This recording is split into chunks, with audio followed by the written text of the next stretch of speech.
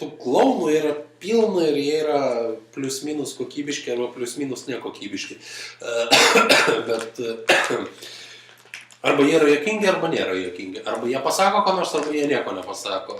Vienas iš dviejų. Jeigu jie ką nors pasako, vadinasi, jų bus klausoma ir netgi masyvioji žiniasklaida, korporatyvinė žiniasklaida, pas mus jos nėra. Pas mus yra tik tai TV3, LNK ir BTV, žinai. Va, tik tai tiek korporatyvinė žiniasklaida, žinai, ten korporatyvinė žiniasklaidos šlapimo nuotrupos. Jis irgi kažką bando padaryti, žinai, bet, kur chebrai konkuruoti su laisvosios nuomonės įvairiškos erdvė, internetu. Jie nebegali konkuruoti, jie gali pasispardyti, jie gali dar pasisioti, žinai, dar 3 kokius lašus ir viskas. Aš labai laukiu, kada jie iš tikrųjų pradės griūti visos tas televizijos. Nes jie nebepatikė to tokio konteksto realiai, kuris... Tai jau senai, kaip Paulius, žinai, vaizdingai įsireiškia su šlapimu, tai jau senai prostata, žinai, serga. Jau akmenės ten kaupėsi, nes jie bando visokiais būdais dabar užkišti tą dalyką, žinai, savo negalavimą. Su visokiom, žinai, keistom laidom. Kur vadina publicistika, žinai. Jo, kur ten visiškai, iš tikrųjų, jie yra klausai. Tyriamoji žurnalistika?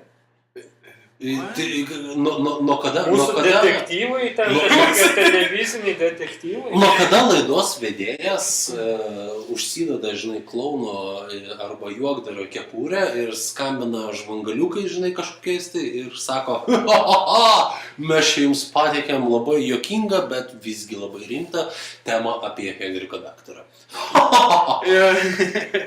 Kas tai yra? Tai yra pasityčiojimas, tai yra elementarus pasityčiojimas, arba, aš pasakyčiau, žinai, priešmirtinis konvulsinis kosulys. Jiems jau laikas sakyti bye-bye. Nes jos dabar kas žiūri, pensininkai, kurie ir šiaip neturi ką veikti. Vaikai, nemanau, vaikai jau ačiū Dievui internetą įsijungia. Ja, bet visi, žinai, tie pensininkai sakytų, ką jūs tam internete darot? Ten visokios nešvankybės, bumdži. Jeigu jie mokėtų įjungti kompą ir įjungti intiką, jie taip porno pūstusi, tie visi pensininkai. Jie tik pavydė. Jie sako, o tai ką jūs tam pornucho žiūrit? Jo, nes tu tipo pavydė man, jo, tai... Pensininkai labai gerai įžvelgia pornuchą mūsų dabartinėse TV laidose. Kadangi ten yra labai daug pornuchos. Kokia nors ten vedėja su išpūstais burbulais. Vedėja. Betty McBoob, žinai. Betty McBoob.